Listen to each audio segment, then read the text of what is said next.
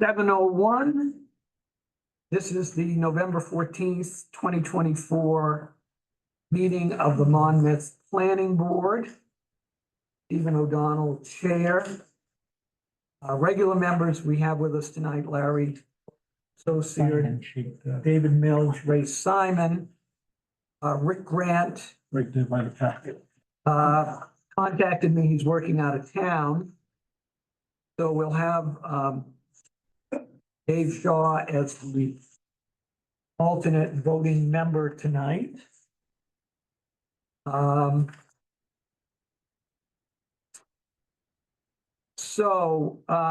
think the minutes that we have, this is October 10th, but I think we want the September minutes. September 12th minutes didn't get reviewed. So I will entertain a motion for approval of the September 12th minutes.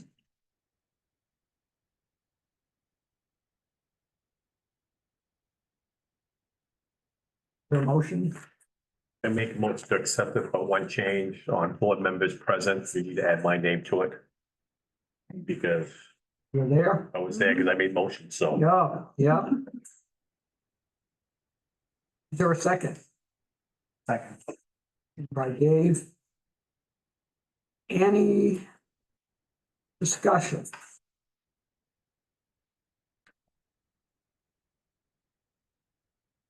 There being none, all in favor of accepting him with the addition to note that Larry was present. Okay, 5-0 pass. All right. So we have some old business, which is the continued review of Kennebec County Maine S1 LLC, doing business as Solar America for a large-scale solar project at 235 South Monmouth Road. So we started review back in June. We did a tabling, give the applicant some opportunity to provide additional information. Came back at the September meeting, had some discussion, and again voted to table pending review of a revised landscape maintenance plan, which has been received. And we'd give an opportunity to the applicant if they want to make any comments on that.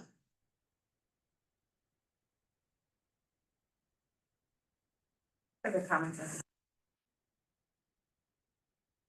Board member questions, comments? So just to go back, back in June, maybe this will help if anyone in the audience is here for this. We started the review and we got to the question of whether this project area is fully screened from adjacent roads and abutting properties by existing vegetation or topography. We had a motion by Larry, seconded by Dave, that it was not. And I think the applicant asked that we consider a section of the ordinance which indicates that if a condition is met otherwise or comparable, that should be considered. And I guess that's the position of the applicant, that what they're proposing would essentially satisfy the requirements of this section, that it would be something that would be comparable and would meet the intent. And so we're dealing with this question of fully screened. My understanding is the planting plan is for kind of 2 rows of trees, natural trees, different types. 6 feet or so in height and when planted. So we've got the question, would this meet the fully screened criteria? So I don't know if people have looked at this, have any kind of questions on it?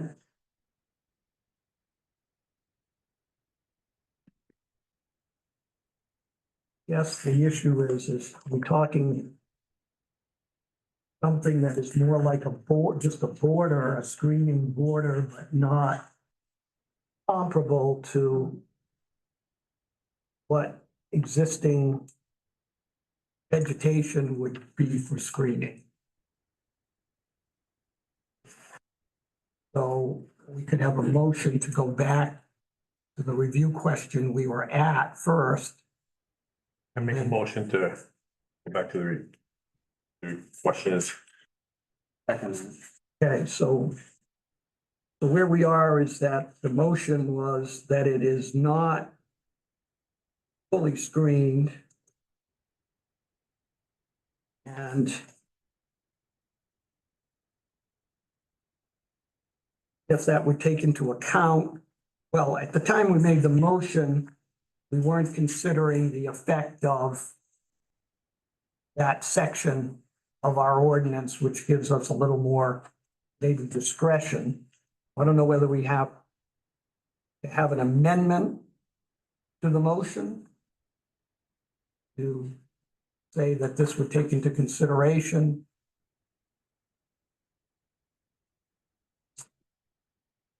that this would be comparable, that it would not be comparable, I guess, is. You want to amend your motion? I Larry? make a motion that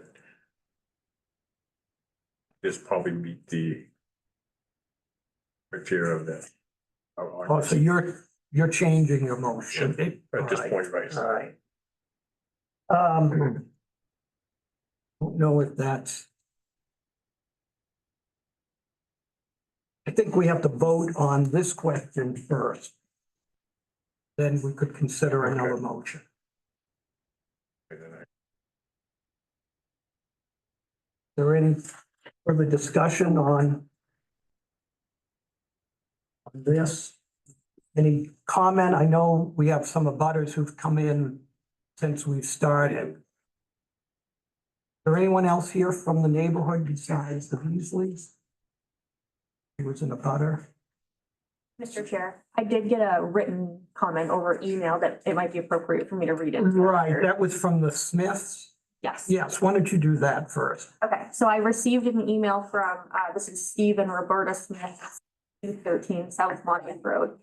Hello, Isabel, we're out of town and so unable to attend the meeting this Thursday. As a concerned abutter to the solar project, and before we would consider a solar density waiver, we require a documented firm commitment that any land on the property not consumed by the solar project not be allowed any additional uses other than agriculture. That includes storage or disposal of any materials or objects. We appreciate the beefed up most recent planting commitments from Solar America Energy. However, they continue to use our pines on the south side of the buffer. Those trees are maturing and no longer provide adequate screening at ground level. This will become more of a problem as they age, also considering disease and dying. As requested and agreed upon by Solar America representatives on the day of the site walk, we need to see a final drawing that includes plantings along our property line. Also, we need to remain responsible for replanting in the event there are plants and trees die later on. We also want to reiterate documentation of a maintenance agreement and inclusion of a statement guaranteeing no annoyance noise from the solar panel directional shifts, as well as no lighting. We prefer this land remain agriculture, but given the town of Monmouth's lack of zoning regulations, believe this solar project will be the least intrusive to neighbors when compared to other egregious potential uses. Thank you, Steve and Roberta. So do you folks have any comment on this at this point? I have a couple questions, I guess. I mean, obviously, we were a little late tonight, but. Where, are you doing just roadside, or are you doing property line as well as far as planting? Mix of both, around the property line and along the array fencing. So we were never given the updated. So I have no idea what they're even talking about. I know they talk about planting trees and that's all we were told. Well, it's available through the town website. Well, my concern is, A, what happens when all these trees die? Or if 4 of them or 1 of them here, are they responsible for replanting them? And B, like the pines over at the Smiths, once they go up, you can see underneath them. It's no longer gonna be screening. It's gonna be stumps and a nice tunnel for the wind to rip through. I don't know if it's appropriate for me to interrupt, but I can share the plan on the screen. Oh, that'd be That might give great. some context. Yeah, of why what we're don't you talking do that? about. That may be helpful. Okay. Would you like me to summarize kind of what we wrote up in this plan? I think it answers. Sure, yeah, That So would be great. following the last planning board meeting, we had a couple of questions about inspection, maintenance, monitoring of the screening, because that's what this all relies on. So what we're proposing is to hire a third party at the start of construction. They will inspect and make sure the installations are correct, complete, and they're what they're supposed to be, and those approved. Then every year thereafter, that same third party will do that again. We're proposing a 90% survivability every year of the evergreen plantings with 80% overall. And we're also including financial assurance so that if something happens, deer eat them, there's a storm, they go away, there's money set aside to replant. Are they the trees that are gonna grow tall and be blank underneath? Well, most of them are a mix of evergreen trees. There's balsam firs and cedars, so those will kind of continue to grow, and we've got shrub species along the front to kind of fill that in. So this is the updated landscaping plan. What you're seeing, just to provide a little bit of context, so the ordinance requires 2 rows of landscaping. So they've provided those 2 rows here. And then I think this was what the public comment was in reference to, so pine trees along this area. They provided some landscaping here next to their property, mostly more like lower shrubs to attempt to address that. Is there a way to shrink that down so I can at least see my property? Well, no, that's just the edge of it. It is what it is. It's not, but it doesn't go up to the house. Doesn't go up to where we are. That's gonna be the row, that black box is the row of shrubs, right? Right, so this No, would be I'm the talking Smith the other property, side. and We're on then the this other would be side. the property line, so this is the road right here. So we've got kind of a break, so that one row up at the top, the northern edge of the fence, that blocks that whole view from your property down to the fence. And then we left a gap so that the field can continue to be hayed and mowed and go through there, and then we've got the rest. So how far is it off the property line of ours down to those trees? Do you have a rough idea? 75 feet, I think it was. So I just want to clarify what Isabel indicated. So if this was a new project, it would require planting of 2 trees. Because of the existence of another project within a half a mile, we have a different requirement of being fully screened.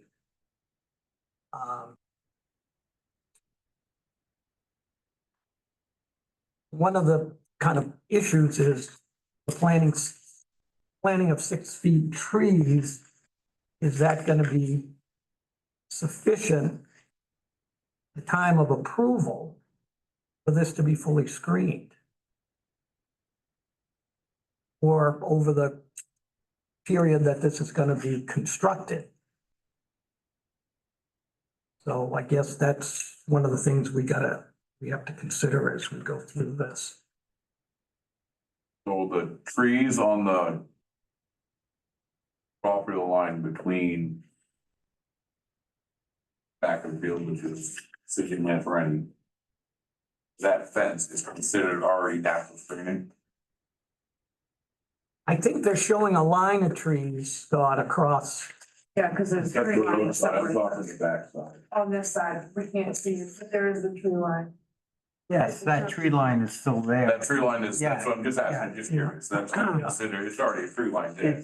It's tough to tell, but if you wanna look at it on it shows where that tree line is. Yeah, that's what I'm saying, so this Okay. here is all. So this is the break. Yep. This is you over here. Yeah, So that tree line is staying, and this is the added road, you see the different. okay. That makes more sense. Yeah. Thank you.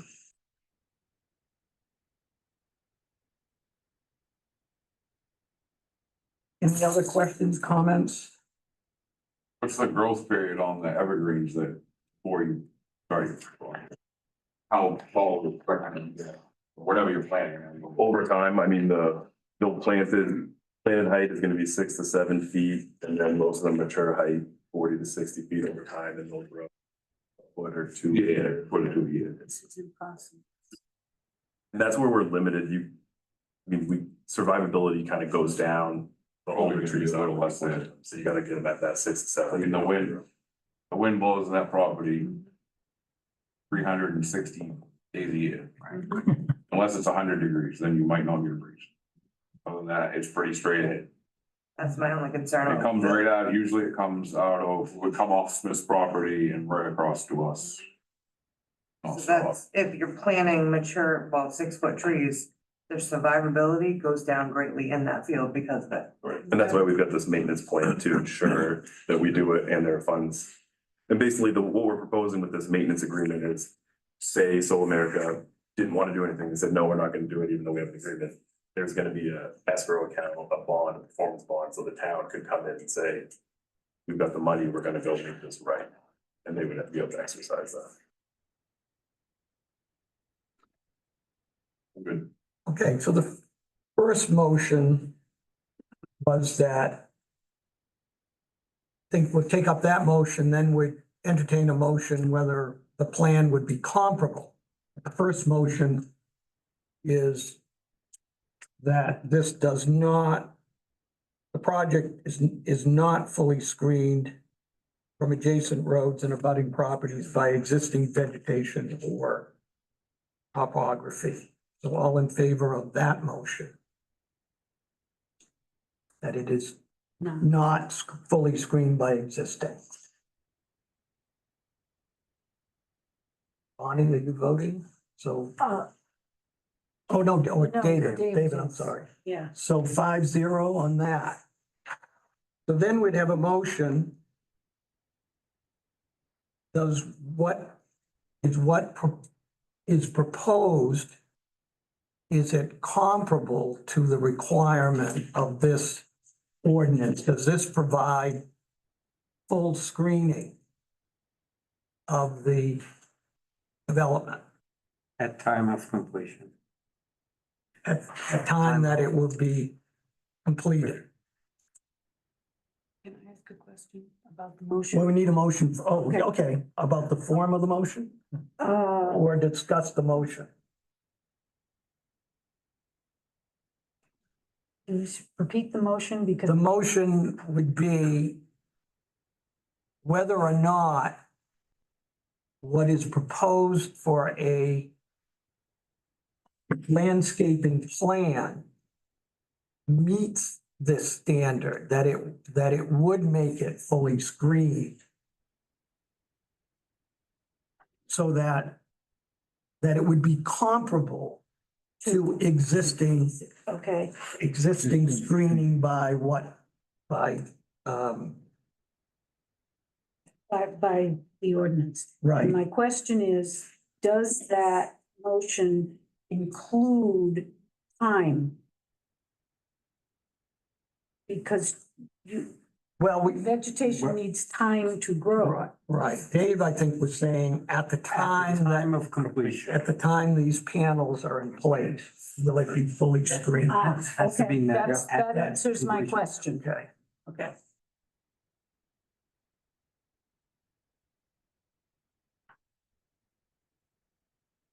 You need a second on it. Well, we have to have a motion whether or not it Yeah. would be fully screened. I make a motion that it would be fully screened at time of completion to meet the current ordinance. Second that. So that, yeah, so there's a motion and a second. I guess my concern is in a year or 2 years, are those trees gonna be what was intended, that when this was passed by the town. We can only predict that time of completion. Right, but if they're planting 6 feet trees, is that gonna be sufficient to fully screen it? What tall? So if those Absolutely. trees are 8 feet or, No, at time of and completion. again, is it? It's different than an existing screening, clearly. Clearly. We've recognized that. And yes, I have concerns about that it's, I would suppose that the trees are gonna plant are of a sufficient height that if one was either walking or driving by on the road, that initially it would be adequately screened. Is that, Well, but is this much different? I guess that's the question. Is this much different than if we didn't have that requirement? Is what is proposed, just a two rows of trees? Is that what was intended when this ordinance section was passed? I mean, is that if you can't see it, then it meets the ordinance. right? Right. My response to him, jump in for a second. Say people driving by and walking by, what about those of us that live there? I mean, that's gonna be considered too. Well, that Well, was that's one. the main Just say function. people that The drive main by. function is you. The second function is the people driving Absolutely, by. and I agree with you. Yeah. But the way he said it, you know what I mean? Right. It's not But just about. at people that 7 drive. foot or 6 foot, at 7 foot, you're screened at 7 foot. A big truck going down South Monmouth Road might be That's able to look different over the situation. top of it, but Absolutely. to meet the condition of an ordinance, you can only do what are you gonna do? Try to plant 15-foot trees? They ain't gonna grow. They're not gonna grow there. We know They're, that. they're gonna fall down the first wind. Absolutely. I'm not disagreeing with you. I'm hoping that the short shrub trees that are planted in front of it are enough to break the wind for the 7-footers until they can get established in 8 or 9 feet. I don't know that much about growing trees to, Well, I'm not much of an arborist either, but you know, I was hoping that the contingency might have been a little bit more, but again, it might be enough. no, I'm 10% of 137,000, right? 137,000. That's a lot of money.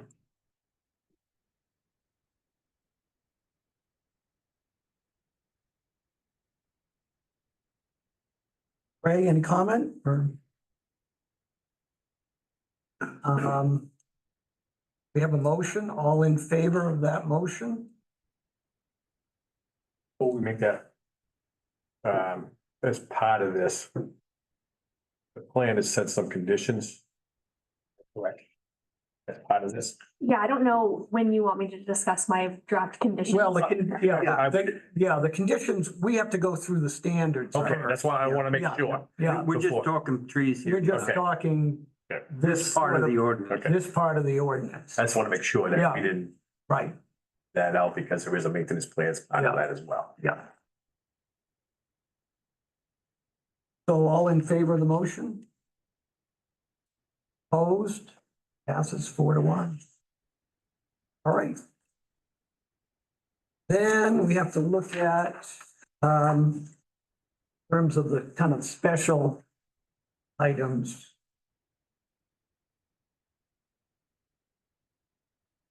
Could you print those conditions out? Do all of them.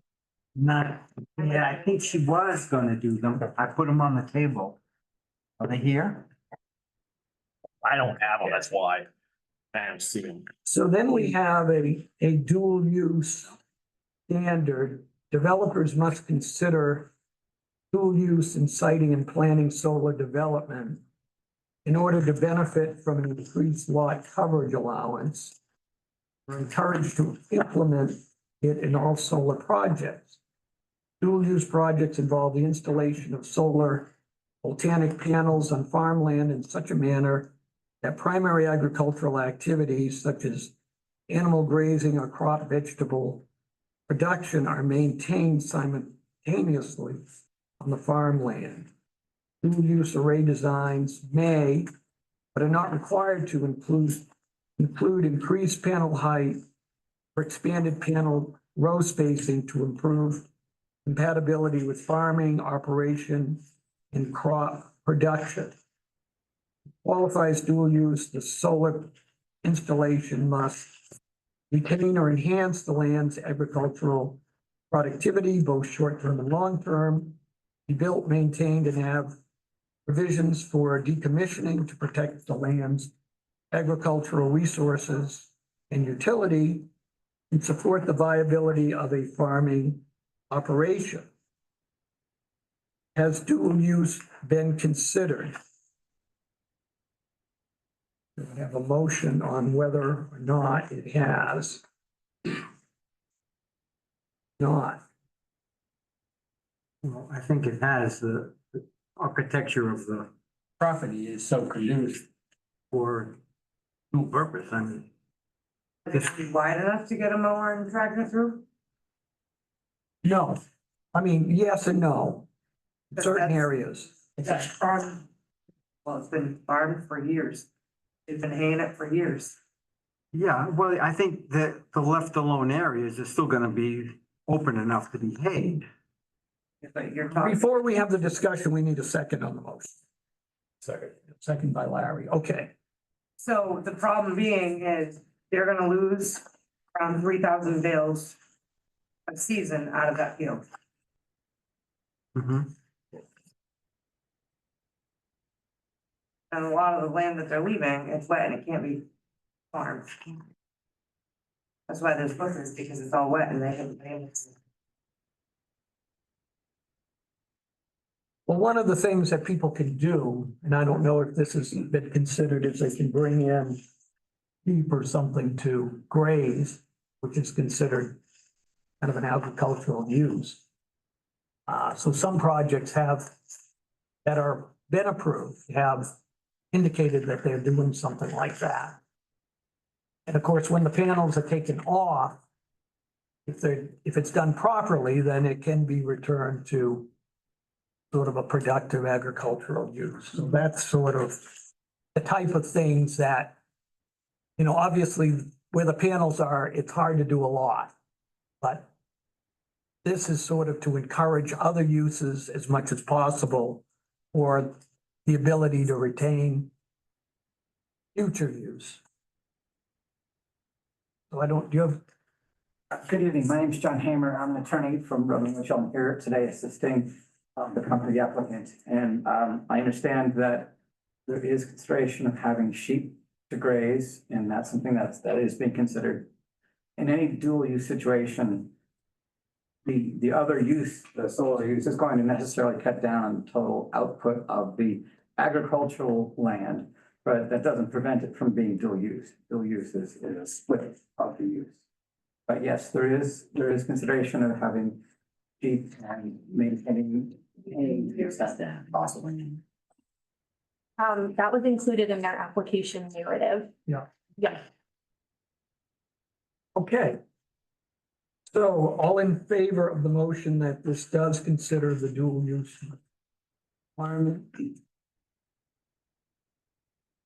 Okay, it's 5-0. And the last, I think, special one before we go back to the others is the, well, let's see, there might be two. So the biodiversity enhancement, which is sort of the use of the vegetation, planting natural grasses and so forth. And use of the species in the buffering areas. We have a motion that this biodiversity. Yeah, make that motion. Second. Second.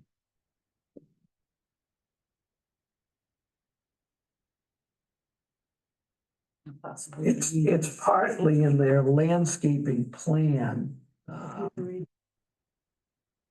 Well, there was you're not looking at the right one, I'm saying. You're just looking at the tree one. there is a one that they did submit. It was in the original application, wasn't it? There. Okay, no further discussion, all in favor of that motion? 0. Okay, and then the final kind of special solar issue is there an operation, have they submitted a operation and maintenance plan? Which will include measures for maintaining safe access, installation, maintenance of healthy screening buffers, adequate vegetation coverage in the array area, as well as other general procedures for operational maintenance of the installation. And they did do that. That was attachment 7 of the original application. And you're gonna attach this, Yes, this is a supplement. a supplement to that, so this is getting attached. Is there a motion? I make that motion. Second. Okay, all in favor? We have,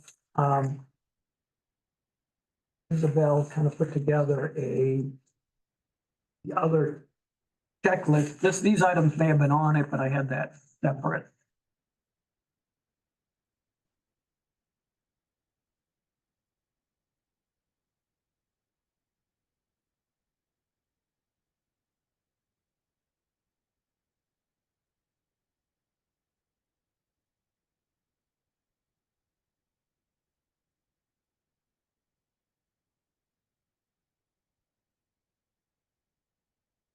It's in my printer.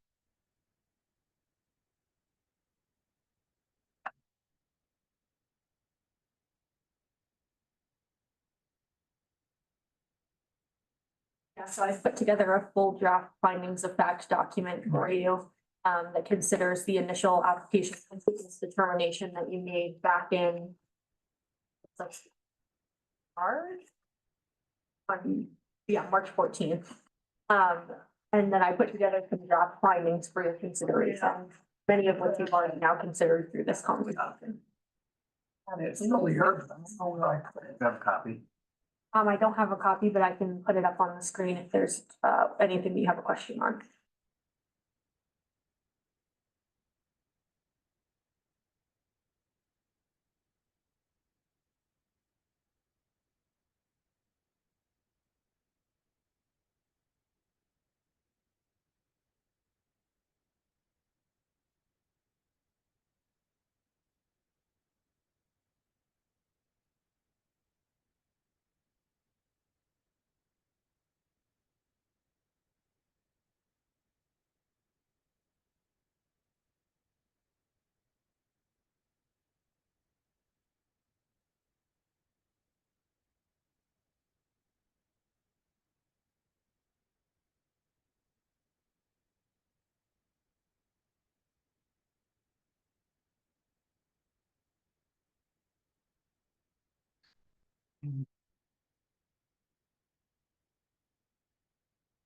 But I left it open on my computer so that I could get right. There it is. There are the draft findings of fact.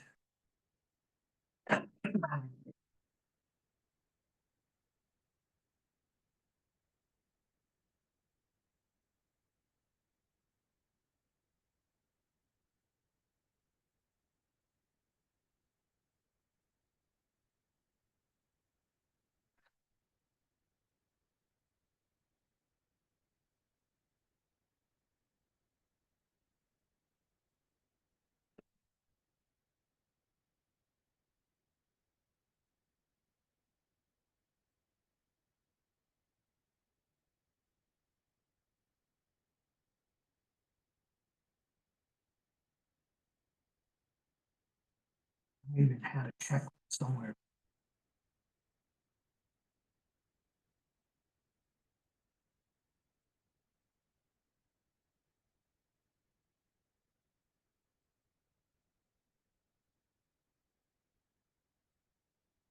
So we did the review of the buffering.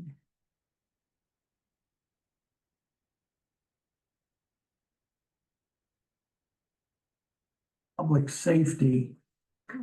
I think what you pointed out is, Isabel, is that,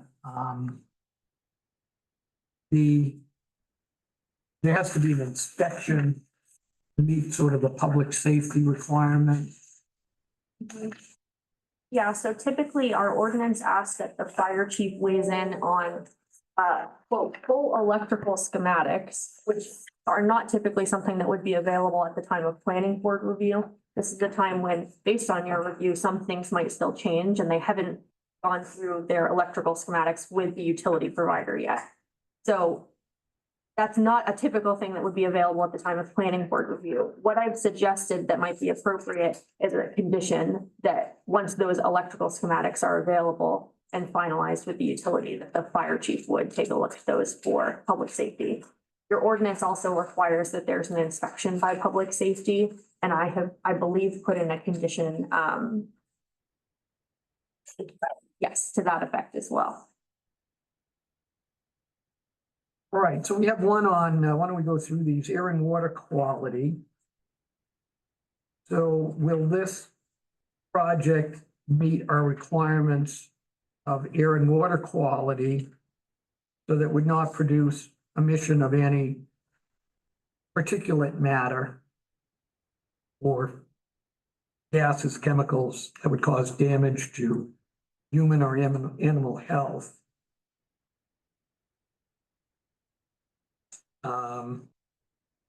There are delineated wetlands that they've kept away from, I think, with their plan. There's a requirement, I think, for a stormwater management permit. Did you get that permit already from? That's usually done construction. Right, We got that. you've already got the DEP permits. Yep. That's very. Right. So we'd entertain a motion on that matter. Make a. Second. Any discussion? All in favor? Okay.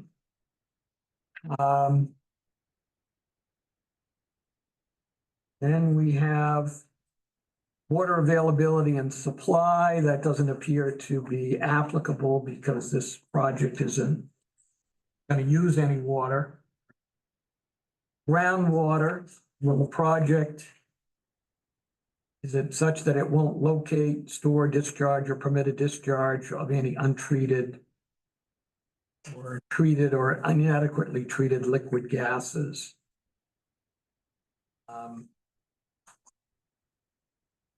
Was there any groundwater contamination expected from this project? Second. Any discussion on that? All in favor? Surface water. We have a corner of the development within the shoreline resources protection area, but it only includes the proposed chain link fencing during construction. Nothing permanent. And during construction, there'll be perimeter erosion control measures. There is a stormwater management plan that's been submitted, which have. Do we have a motion that this would not adversely affect the quality of surface waters? I move that it will not. Second. It will not Adversely affect. adversely affect. Second. Any discussion on that? All in favor? So it's the standard that freshwater wetlands have been identified, delineated on the submitted plans. Second. Any discussion of that item? All in favor? I think the next one is not applicable. The rivers, streams, brooks. Have floodplain areas been identified. And is the design taking that into effect so that there is no danger of flooding Move that from this back. project? Any discussion of that? All in favor? Okay. Soil erosion control. So has there been a plan submitted that adequately addresses soil erosion control? Make the motion it did. Second.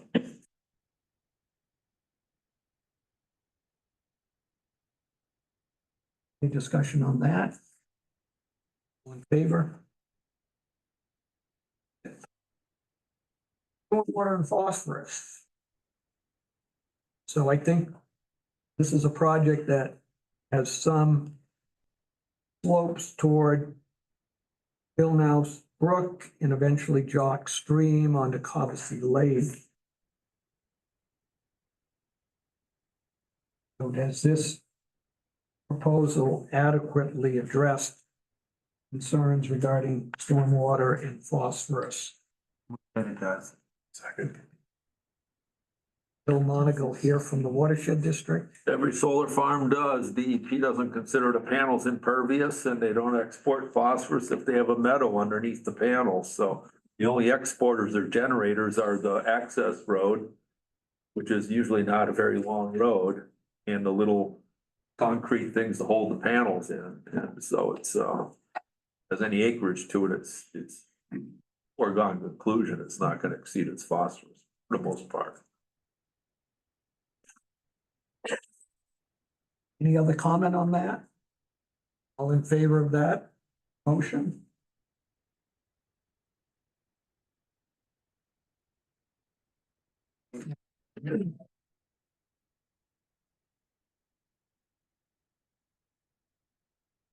Traffic conditions, transportation impacts.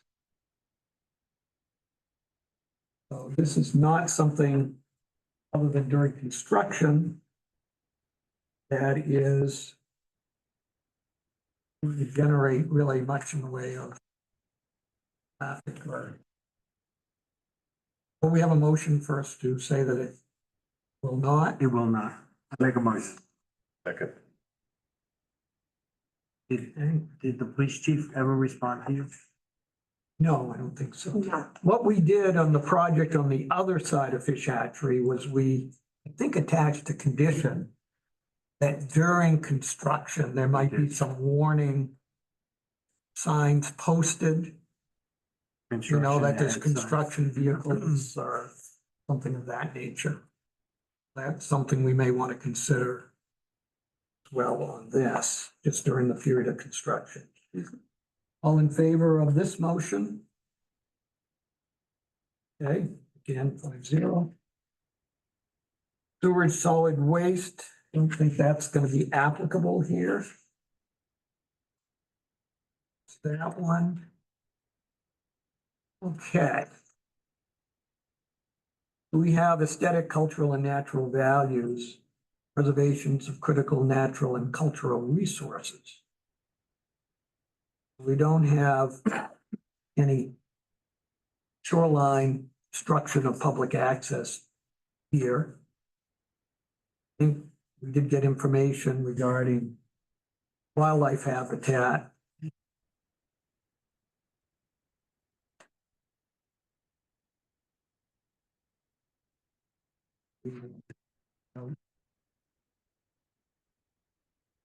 In a motion first and go through these items. Motion above. Second.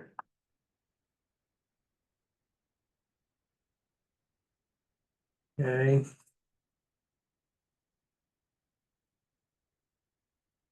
Did get documentation from State Historic Preservation Officer. March, there will be no historic properties impacted by the project. And the natural areas program indicated no rare botanical features. Maine Department of Inland Fisheries. You know, we've had some mentioned before that there are sandhill cranes that are in that area. They're not protected as a species in Maine. They didn't seem to be concerned about it. We have any other comment on this? All in favor of this motion? Okay. Passes. Does the applicant have the necessary financial and technical capacity to put this project through and meet the standards? Motion to do. Provisions for bonding and alike. All in favor? Impact on adjoining municipality is not applicable. Will this meet the requirements regarding exterior features and signs? Better will.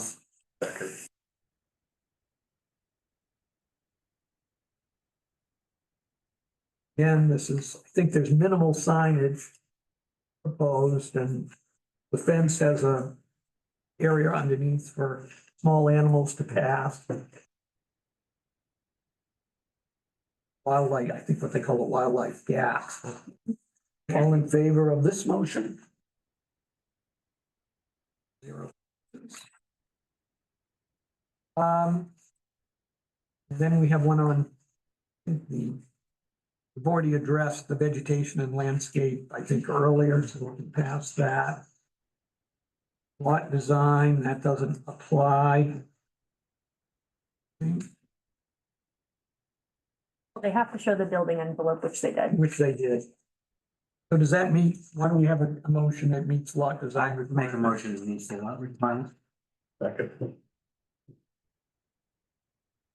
Second by Larry. Any further discussion on that? All in favor? Okay. Public safety. We have a motion that this meets any public safety requirements or Make a appropriate motion. conditions to be Second. proposed. By Dave, second by Larry. Sort of discussed some of this before, that it's gonna be coordination with the fire department so they could get in if necessary and be an inspection prior to putting it into operation. All in favor of that motion? Don't need to worry about homeowners association.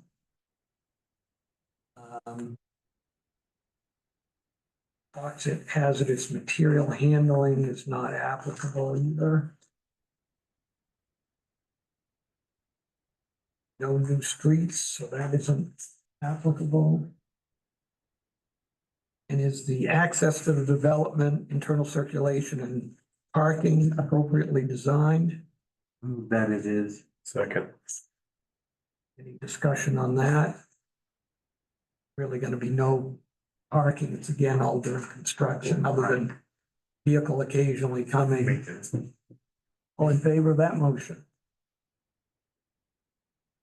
Outdoor lighting isn't proposed.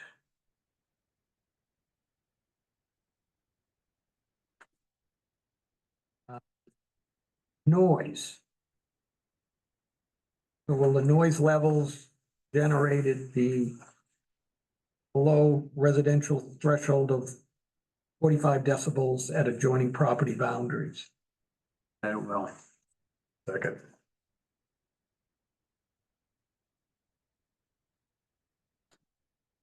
Any discussion on that? I think the only noise comes from the compressor isn't the right word, Inverted. inverter. Yeah. And are those, I mean, I can't remember whether you proposed some kind of There was a screening around screening around. Baffling or something like that. Yeah, we provided some calculations for the projected. All all in favor of that? You had a question? Okay, If they're taking into account the noise of whatever the hell's gonna run the panels, but what about the animals they're putting out there? We have dogs. If my dogs bark all day, every day because they have a sheep out there, we're gonna have issues. well, they're only gonna be, usually that's done once, maybe twice a year. Well, I understand that, but while they're out there, are we taking into consideration the sound of the animals? Much Well- as we can if you had a neighbor have sheep. It's not the sheep that are gonna be generating the noise, I guess that's the question. This- Right. The dogs. And it's not like they're doing it all the time. Yeah, yeah. That's a good question. All in favor of that this would meet noise requirements? And if it doesn't, it's a code enforcement issue, you know, if the noise from these inverters. Yeah, We've dealt with that before, so it's not a new issue with inverter noise. There's certain levels that you can be at the property line in terms of noise. I'm assuming the code officer has some sort of Well, decibel. I've been near sheep farms and they're freaking loud all hours of the day and night. So I don't know if we hit the utility connection requirement that we might, the proposed project. Will it meet the utility connection requirements? Which that's gonna be necessary for CMP to do the connection. Yeah. So the reference in this section is that most connections must be underground electrical. But it says that you are allowed some above ground electrical as it connects, basically, which is exactly what they're proposing. Make a motion. Second. Discussion, all in favor? Got, I think the final one yet. Well, glare.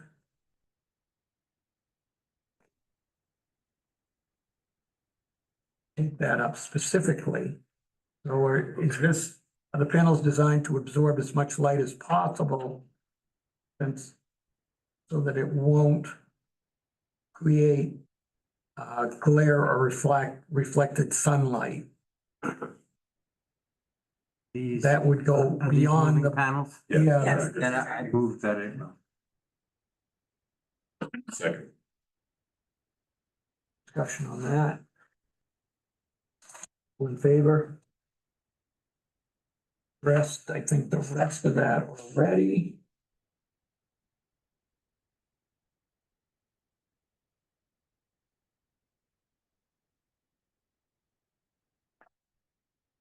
About operations and maintenance plan already.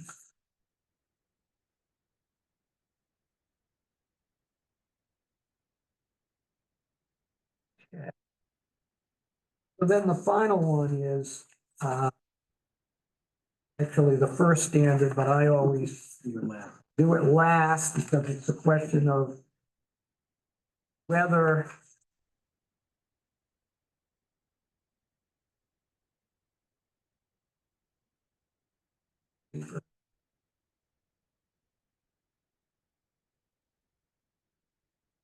yeah, All of this is being done, they've satisfied all we have one more condition, which is, I think whether it meets requirements of our ordinance and the comprehensive plan. I think that's the question I skipped is number one, I think on the list that the planner had put together. I move that it does. You have a second? Second. Okay. So then Bonnie, that's your, Now you. now you Now got you it, got it. yeah. and I guess what I'm not clear on, and perhaps it went by and I didn't notice the timing of construction and planting. I believe initially when the project was proposed, that we talked about the need for this screening and that the screening needed to be there before the project. Am I incorrect? Well, there was some discussion at an earlier meeting Yes. whether the trees, some of the screening could be put in before some of the panels are actually put on site, just to get some of the growth, and it might be appropriate if that were done in terms of the Smith property line Certainly. and the Beasley property line, because that would go a long way to screening those properties. I know you don't, a lot of times you don't want to do it while the vehicles are there, but since you're accessing perhaps from South Monmouth Road and Fish Hatchery Road at the end away from those properties, there could be some consideration for that in our conditions of approval. Yeah, because in the ordinance, we have that restriction that you can't have arrays that close to each other unless there is screening. And so again, the timing of when the screening goes up as opposed to when the array goes up. And again, I'm not clear on, and if that's been done and I've missed it, that's okay. But what I'm imagining is that someone will go in and start putting in panels and preparing the land for the panels and all of that. And there'll be a bunch of pretty skinny trees and the panels will be there. The trees at that point will not be providing a screen, and so it does not meet the ordinance. It does not meet the exception to the ordinance, which says that unless there is screening, either natural or otherwise, that screening has to be there. And the timing of that, I think, is something, we did talk about it, I remember. And So America went away and then you came back and did all of this.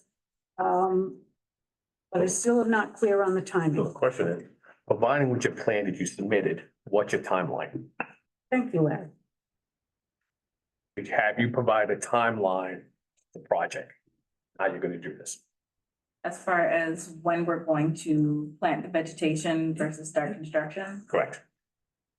So in the current plan, there's not a solid timeline. However, it's not unreasonable for us to put the vegetative buffer out there first.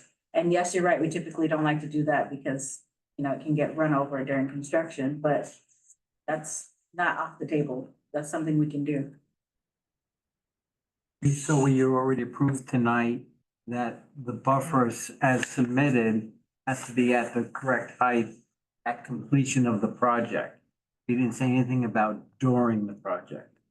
Okay, So we can now set up a timeline that they will put in half or set some sort of buffers to start to grow ahead of completion. it Yeah, you can seems do to me, that. do you remember, Larry, as well, that it seems to me that, again, when we stared talking, because. We did talk about that, basically, is to meet the ordinance, Exactly.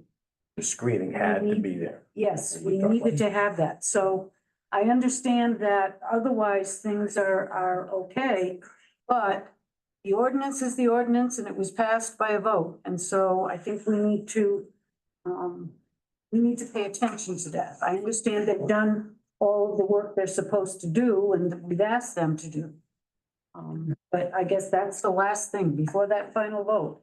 I understand that you're willing, but I think, it needs to be written down. Just, Are you proposing a condition? But we're not there we're yet, not but there we're yet. getting, I'm just asking the Yeah. question at this point. Can I ask a question? yeah, by all means, I'm not a guy that plants trees, don't get me wrong. But if you're gonna put trees, obviously I don't have the paper, but if you're gonna put the trees, say 175 feet off my property line, out in that field. Would it make somewhat of a sense to put the fence up at the same time so it breaks the wind to allow the trees to actually grow and not just break? They'd have a little bit of a buffer other than just the dead grasses out there, and that's. Yeah, we could do that. I think I'm just asking, I'm not, yeah, like I said, I'm not trying to push, I'm just. no, the whole plan with the timing is, the question was, if you waited a while, then it would allow the trees to establish and you'd be able to make sure that you're getting what you asked for. And that's why we came in with this third party and financial assurance to basically say, let's make it right up now when you actually will have a say and can get it done. And that's kind of what we're proposing. And I think, a reasonable alternative would be, before panels are erected, that we could do the landscape screening at that point, and time it with the growing season. We also don't want to do it in the middle of the drought. So a little bit of flexibility there with what makes sense. I mean, really, the best interest of the neighbors and the project is to plant them at the right time. Mhm. That makes So they will grow and prosper. exactly. Just, So as you're erecting the panel arrays, the ones that are closest to the property line, would you plant the trees before you erected those arrays and then work your way down through the rest of the project? Well, again, in the maintenance agreement that's gonna be signed, there is provision in here that, there is a summary report of an inspection that goes to the code enforcement officer. We can now mandate that a summary report and inspection of the maintenance of the landscape is done prior to the installation of the panels. How's that? Yeah. So it would be a D on this report. Yeah, so we have that final item, whether this project as proposed, would meet the requirements of our ordinances and comprehensive plan. We have a motion? I can make that motion. Second. Well, Second. If Dave, do it. Okay, that's fine. Okay. All right, all in favor that it does? Opposed? 4-1. Okay, now we move on to whether a motion to accept with conditions. I'm just gonna put my draft conditions up on the screen. Yeah, okay. Just for the benefit of the public, my role is to prepare essentially draft findings and do sort of the legal background for the planning board. So we posted this with the packet, and I've put together a set of my draft conditions, according to our standard conditions and the ordinance standards that we discussed this evening. The one thing I just want to make sure that I got was, there was a conversation about potentially adding a condition, would be 15 here, that during construction, the applicant would coordinate with the police department to post construction warning signs along roadways leading to the Right. project site. Yeah, right. So I've added that in addition to what was in the packet. If perfect. you want to go through anything in detail. Well, let's see. Just want to see what we've got here. Yes, sir. Good evening again. I just have one quick question, and really it's for the city planner, town planner, about number 2. So the applicant is required to obtain a solar permit from the town code enforcement officer. Now, isn't this the solar permit or? Yeah, it should be building permit. It should be building permit. Thank you. I meant to bring that up. Like, Their application form for solar is referencing. Yeah. I want to see where maybe which number, there a number that encapsulates this landscape plan? Yeah, so the landscape plan, I start to talk about mostly in 9, 10, and mostly 9 and 10. So 9 is with regard to the maintenance agreement for the landscape Okay. screening. So prior to the start of any construction or site work, that maintenance agreement would be executed and recorded. And then prior to the start of any construction or site work, the applicant would provide that letter of credit, acceptable guarantee, for the landscape. So maybe we need to add a 16 then, just to clarify. I think there were a couple of things that came out in the earlier discussion. One was the Smith expressed some concern that they should be planting along their boundary, that their trees might not be sufficient. We did 140 feet kind of covering where their house is. Yeah, I think, and I remember at the site visit, I can't remember who they talked to. But I think someone went over, Last time they were here, Full length they of the wanted the line. full length of the pines done. Because those pines aren't gonna live forever and they're already starting to show well, I think it's only the length that would be where the panels would be right. where, yeah, you drew a line perpendicular to where the panels were over to our perpendicular, is that the right word? That there'd be some additional screening. So there should be additional screening on the Smith boundary. Consistent with what is proposed on the other areas. Does that language seem to work?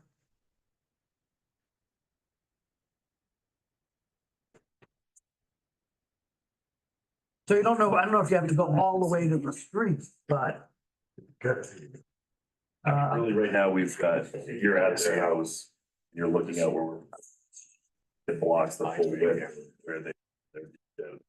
If they drive, they have a long driveway, several hundred feet. We've got some down before. They want to extend it. We're not proposing any clearing in those wetlands coming up there in their head. So I think it's only where your panels start that we would go from the, sort of want to see that additional screening. Yeah, So. Double it. Yeah, it isn't that much. it wouldn't be that big It's an not area. that big an area. Right Yeah, off South Moss it Road. wouldn't be all along there. trees. No, but it would just be in addition to Right. this area. Their other concern about no other kind of activity on this, I don't think we can address. If the landowner wanted to do something else, he's gonna have to come back. You know, if he wanted to put storage buildings or something, That's gonna have nothing. to do with that's it. that's a separate. So we'd have additional screening along Smith boundary, in area of panels, an area where panels located. They wanted a boundary all the way along their driveway? Is that what they? I think that's what they. I think don't that's remember. what I was they there, want. we did the sidewalk, I can't remember what they Yeah. said, that's. a Yeah, block. I think That's it's a- only that's a where, push. only where the panels I think are. where the panels. Yeah. Yeah. So consistent with other plantings proposed. The view And across then, that driveway, the same. The same. I think we would also add initiate planting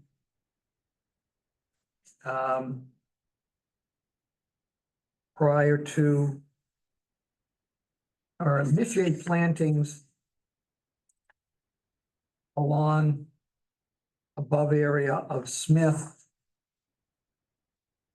boundary and Beasley boundary.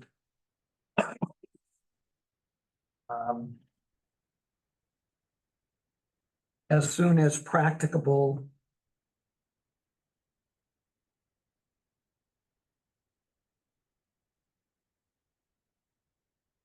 Prior to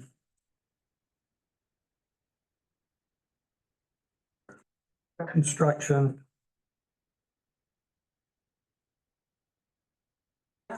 Period, yeah. So let me read that back.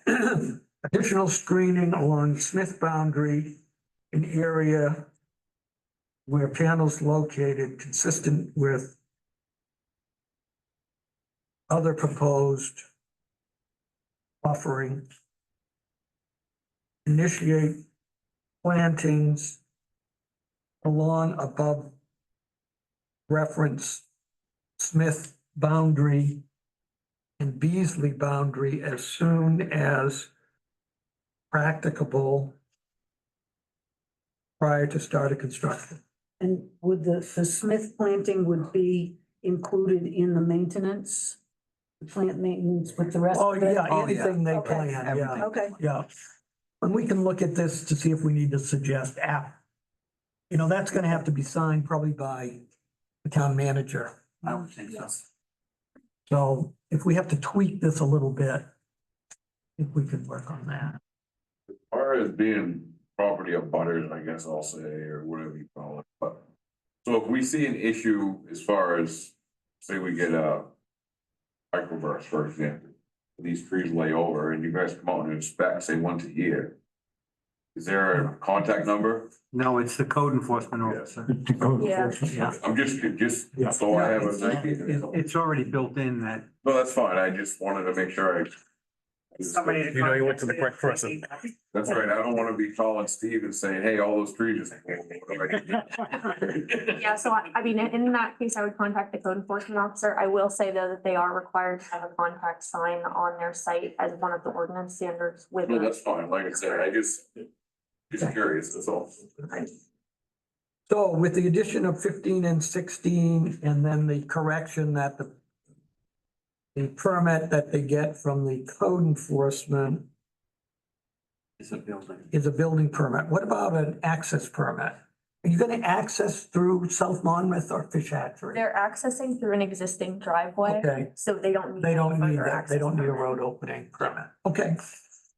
So with these 16 conditions, And I have 17. you have 17 now? I split, Oh, the. Okay, yeah, so that's the landscape screening along the, Smith Smith, property, and then the second condition, which would be that they It'd will be initiate the initiated. planting sooner. Okay. Yeah. all right. So do we have a motion to approve with those conditions? Make a motion to approve. Second. Okay, any further discussion? All in favor? And opposed? Okay, 4-1. All right, well, we get through that, but it's complicated matter.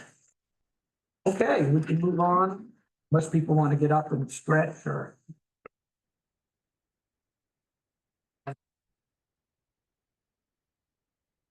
Agenda.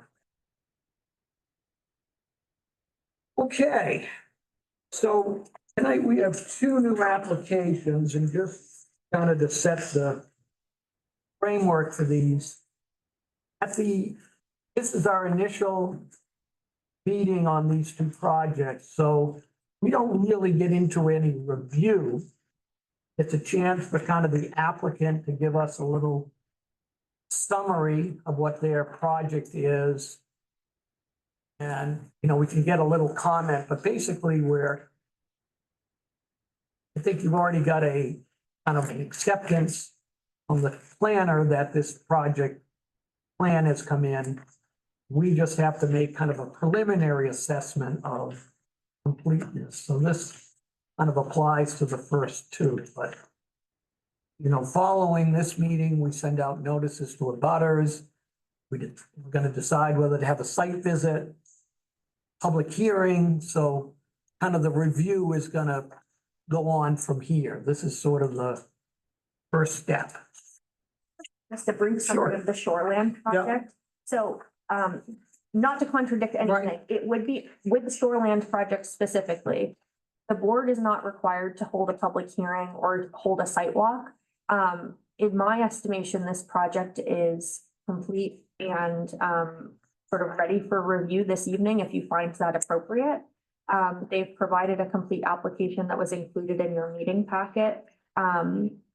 Bill Monagle and I have communicated on this, and I've attached some of the standard conditions that I think you would typically attach to applications like this. The applicants are present, one in person and one on Zoom, if you have any questions for them. In general, it would be up to the board, but I just wanted to note for shoreland projects specifically, this is a little bit weird. It's Yeah. not something that requires you know, the whole review that you would typically do for site plan projects. This is that smaller review that we did at your last meeting as well. We have traditionally, the matter of course, all pretty much, you know, there's some we haven't done a site visit on, but it's when someone may only want to put a walkway or something. When there's an expansion, we have typically gone down or relocation to look at the site. I didn't notice pre-application pictures. Did I miss those? They did provide. I'm having trouble opening the document, but they have provided photos of the existing camp building that should have been included in your application. Why don't we take up this one first then? Because it's a little less involved. Can you just give us a brief summary what you're proposing? Sure. So we have a 1940s camp proposing to add a 16 by 60 addition on the side of it. The camp is located more than 80 feet from the water mark. And as part of the addition process, we'd like to raise the roof on part of the camp to create a loft space that would above the existing bedroom. And this is on, is this Morrill Lane? It's on Anabesic. We're just down there on another project, I think. We're a few houses down. Yeah. Okay. What's the square footage of the existing camp? I believe it's around 600. Our tax assessor, including the porch, has it at about 750, but that's including the porch.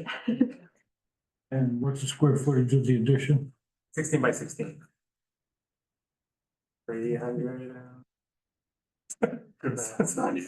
Something for 92. Yeah, it's- Why don't we have a motion? Yeah, I didn't see him either. That's There why. is one in the packet. There's one photo that I saw. Yeah, Just the white, yeah, oh, yeah, okay. I did see it. All right, yeah, that's. Do we have a motion that the application is complete? That the application is complete. I'll second it. Any discussion? I just have a comment. I mean, I went and did a site visit. Isabel sent me a package, and one thing I didn't see any note mention of in the application or anywhere, but I did see it on site plan, is that there's also on the plan a proposed retaining wall within 75 feet of the lake. Is that true? It is, yeah. A 2-foot retaining wall. Yeah, so there's gonna be earth moving there then. Yeah, potentially around that. Yeah. I believe it's about 40. And that will require a permit by rule from DEP. If it has nothing to do with maintaining the integrity of a foundation of a structure, any earth moving within 75 feet, you have to go through DEP. Get a permit. That, but that's something that, I noticed that on the plan. It's like, that's something that, but this is mostly lawn going down the lake. There's not a lot of creative ways to direct runoff to wooded areas, but. It's mostly binding. It really isn't even any. Yeah, but I mean, it's sediment erosion control with earth moving, closer to the lake than the structure is gonna be really, critical here. Cause there's not really much, that I can tell, there's not much earth moving that's probably gonna be associated with the application itself as written, but the retaining wall with a 2-foot lift on it within 75 feet of the lake is gonna be, some significant earth moving. Well, so let's vote on the completeness. All in favor of finding this complete at this point? Other than it may require the permit by rule or some other. Did you make that motion? Yes. Yeah, I second it. Yeah, all in favor? Isn't the expansion limited to 20%? Right. Shoreland zoning, Yes, it's limited to 30% of the. 30, okay. So we found this complete. I guess the issue of whether we can vote on this tonight, the problem I think is that we've got to send notices to abutters. So you are holding a public hearing on this? Well, no, yes, we give the public an opportunity, whether we call it a formal public hearing. but we give we give neighbors a chance to comment. Whether sometimes happens, many times it doesn't. And then I think we have to decide whether we want a site visit. Yes, My preference is to have a site visit. That's my personal preference. But, I've always found that, it's a legal way to get somebody to trespass on your property. If you send them a notice that that person can now come and go on your property to look at your project. so I just want to note I just want to make sure I'm clear on Yeah. process more than anything. Yeah. So with shoreland projects, the planning board can choose whether or not to hold a public Right. hearing. Then the ordinance says, if you choose to hold a public hearing, then notices are sent. yeah, So I think that would be the first thing is, are you holding a public hearing? I guess technically we are. I mean, our practice has always been to notify abutters and to do a site visit if it's an expansion or relocation. Well, Steve, don't you have to notify the public, period, if there's a site visit, if there's a core Well, we do. planning board? Yeah, Yes. yes, yes. Yeah.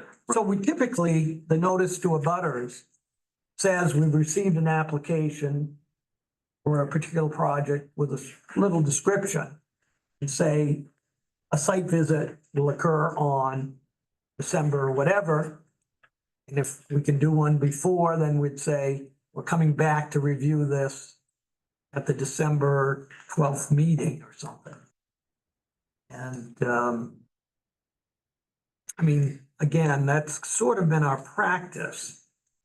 Except we've had a couple, as I say, we had someone come in and it was a walkway and we thought, you know, this is not something that is really having a significant impact, like relocation or expansion. I already did mine because I was under the Well- assumption that I had missed yours because you generally always have Yeah, one. right, And I right. thought, Yeah. I'm kind of late to the party here. I Yeah, thought well, they're gonna have a. We sort of have this new process now that we have a planner, so we're working out. I went down and I yelled and I said, hello, hello. And we're not trying to make it difficult, it's just, you know, we sometimes get kickback because, well, I didn't know that was happening, or.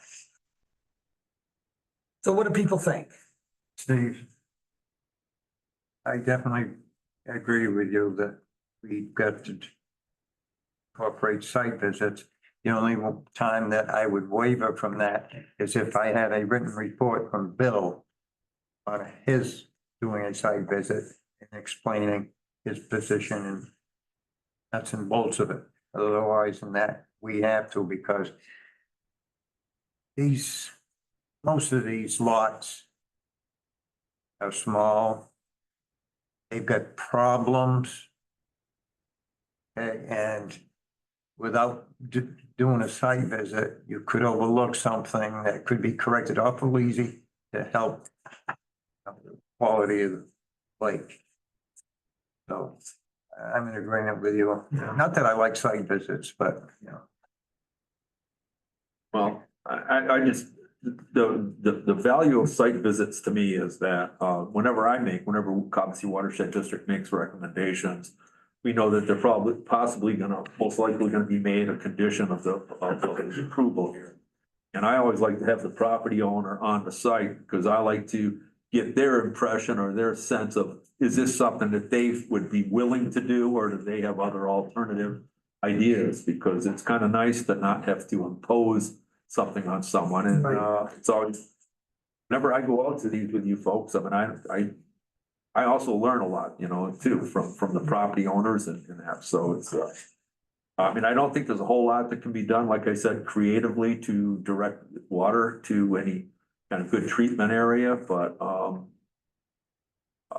I didn't spend a whole lot of time there. I was on my way home to lunch, so I'd run in there and take a look. Yeah, and you know, the unfortunate thing is this time of year, you know, we're kind of stuck as a board to go like on a weekend. Yeah. Like last January to Lake Star when it was like 4 degrees. Yeah, exactly. January 4th. Yeah. So, I mean, and at this point, we're looking whether we could squeeze this in on like the first Saturday in December after the other visit, I think we've already scheduled. We have one at 10 o'clock on the second, On the seventh. Seventh, yep. on the seventh. Yep. And so if we tried to do one at, let's see, that one is that Jellystone or is that, That's Jellystone. Jellystone. that's the Jellystone one. The one we have next week is Third the is Berry Road. Berry Road. Okay. Okay, that's very. So Jellystone, so we'd have to say like 11:30 or noon. Go from Jellystone over to this property. It's gonna take us it's a little bit of a ride. Or the other way. This one's only gonna take 10, 15 minutes. So we do this at 10 and tell them we'll be a little late for the other. So That's what I would, Yeah, do it at 10, do it at 10 and then scoot over. scoot over to Jellystone. Last one was from Stan Pond up to Zilton. Yeah, that was quite a, and then find our way down. Corner of the town to the other. All right, it was, all right, so we're talking 12/7, correct? if that's the Yeah. first yes, that's the first Saturday of Okay. December. At That's 10, 11/7. we'll just let Jellystone know we'll be we'll probably be a half hour. By the time we That get there. is I can do that, yeah. Morrill Lane, Yeah, 24 Morrill Lane, yeah, that was right near where we were with the with the other one, yep, the one we just approved last. What time? 10 a.m. And then we'll put it on the docket for the is the meeting the 12th? Did I get that right? 14th is our December, sorry, the 12th is our The December 12th, meeting. yeah. Is that a burden for you to be there on that date? Okay. And sometimes if you kind of mark out where the addition you're proposing it somehow, just stick something in the, hopefully, typically if we have snow, really, and we can't really see something, we may want to do it on a Sunday.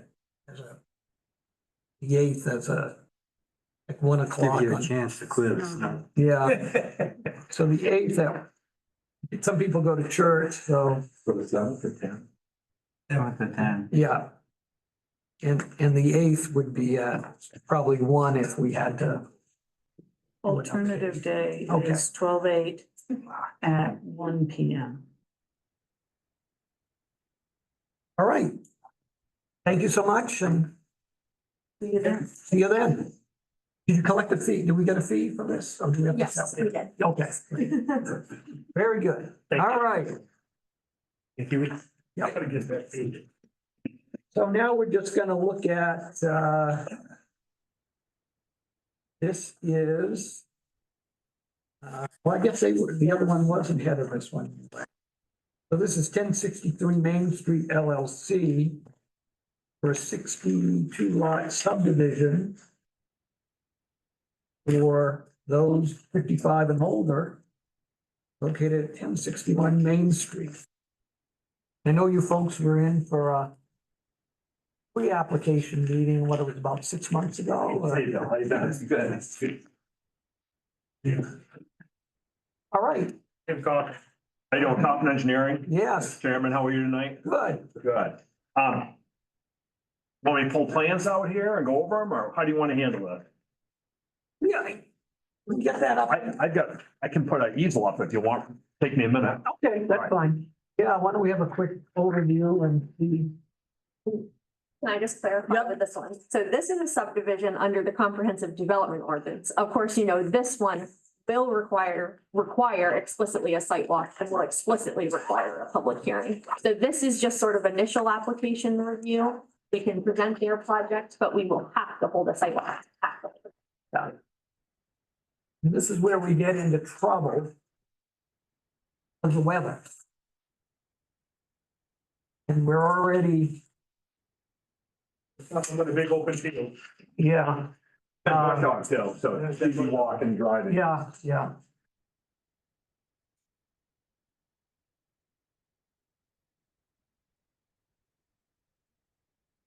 So we have got a couple of communications which we should get to you, a couple of emails have come in. I don't think I got them to Isabel, but there was at least one I remember, and, you know, you hadn't filed anything formal yet. So it was just kind of held.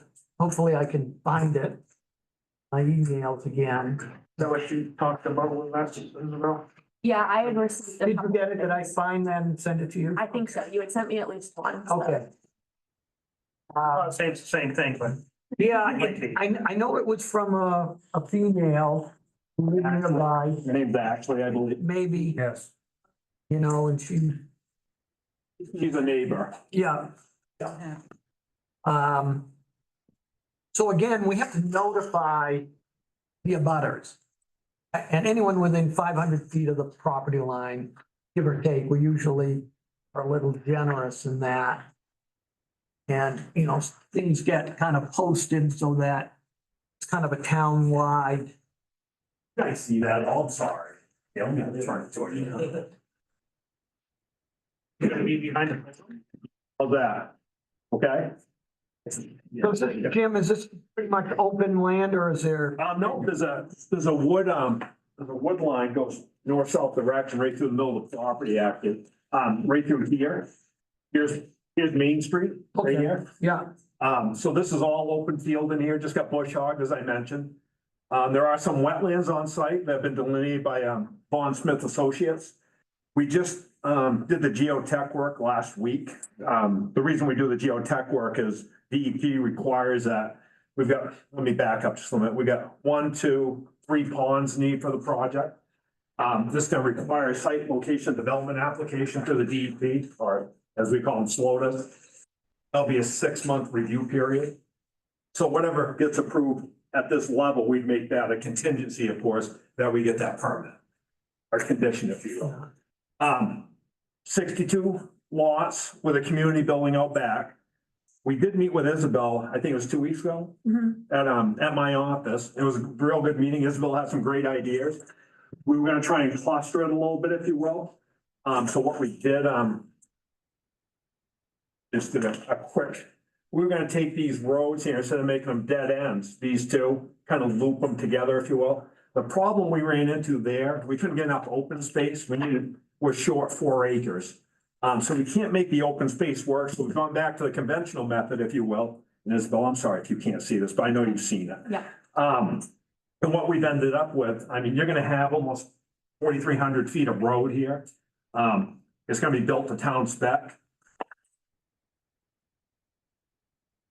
We'll have a north and a south entry, if you will. The woman in question that we talked about lives right in this area here.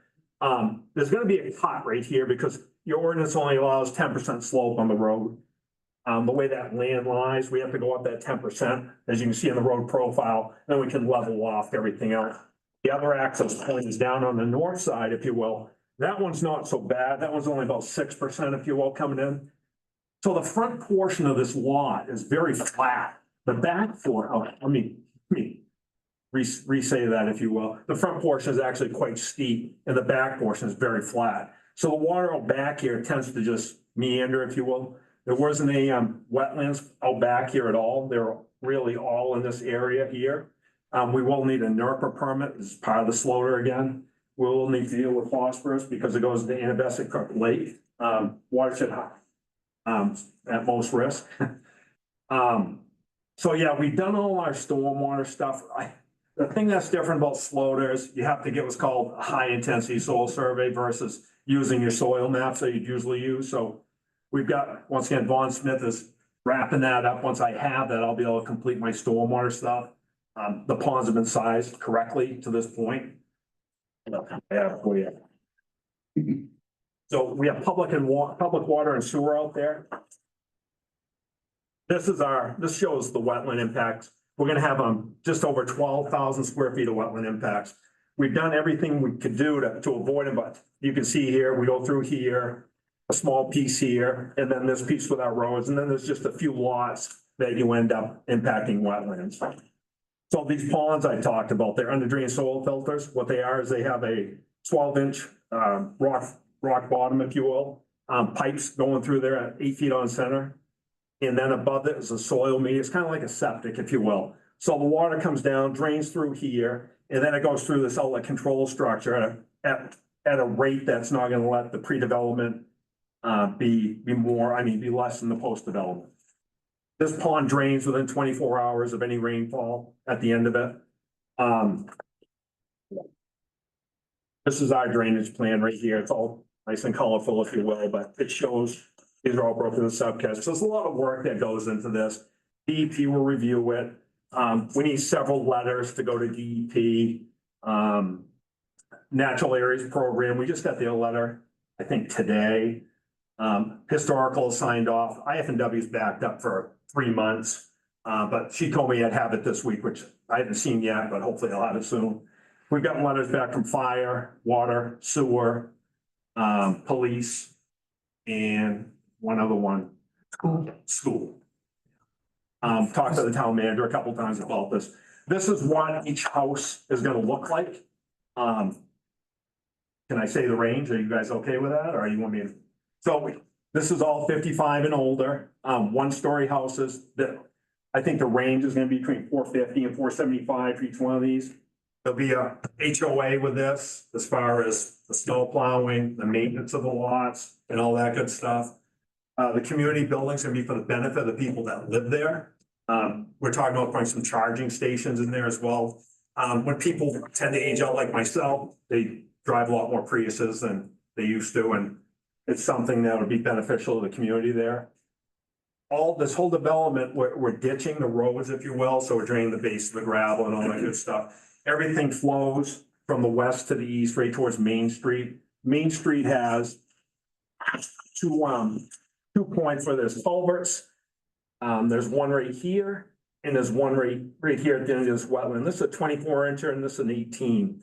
So those are really the points of concern, that the water doesn't exceed the pre-development numbers when we're compared to the post-development. We provide 2 access points here for future development if we ever want to get onto Academy. This was Isabel's idea. I think it's a great idea, actually, for connectivity in the future, should these landowners ever want to kind of join us. I think that's about all I've got for you right now. We've got the traffic study came back. Oh, yeah. So we had Sewell Company do a traffic impact study. It came back, there was only one issue at all, and she talked about the route, 202 in, Main Street intersection. That had a few high crash accidents there. That was the only negative thing that was brought up at all. She recommends Main Street being able to handle this with 27 to 31 peak hour trips one way. So she feels very comfortable. Sight distance is great, of course, each way. Can see forever. I think that's about it. Did I miss anything, Tony? Yeah. So are you folks building the houses yourself, or can anyone build, who buys a lot, or how do you, or have you got? No, we're gonna be developing the whole thing. Yeah, It's a 3-year project is what they're looking at. yeah. Is it gonna be phased? I'm gonna do it in phases? No, they're gonna fight the bullet and go. Well, what for we'd like to do, if I may speak just for a minute. Yeah, We're waiting to get back the numbers for the underground, well, we've got the numbers, we're waiting to get back hear something from CMP.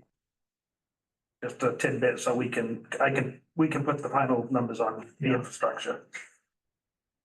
We would like to get the infrastructure done all at once, because it's a lot of money to come up with, Yeah. but it's done. yeah, And usually if you do it, and I'm not saying it won't happen like this, but what we're trying to do is do it all at once, so all the yucky stuff is done and you're not doing it, you don't have a row of houses in, and then you're gonna have construction, that's the way it is. People, when they have these subdivisions, you're gonna, until the last one's built, it's. All your major construction will be done, excavation work, dump trucks. Yeah. That will be finished, and then it'll be your lumber trucks. dropping off. Cement trucks, so Are you putting electricity underground? Yes, Why? everything's on the ground. And we have that conversation with the snowmobile club too, and Isabel brought that up in the meeting. I think they go through this area right now, if you will, across the parcel. They might get rerouted somewhere else, but we'll try to work with them and find something comparable. I spoke to the president of the snowmobile club. I am gonna go to one of their meetings here soon. They're sending me something in the mail to give them permission for this year, because a non-issue right now.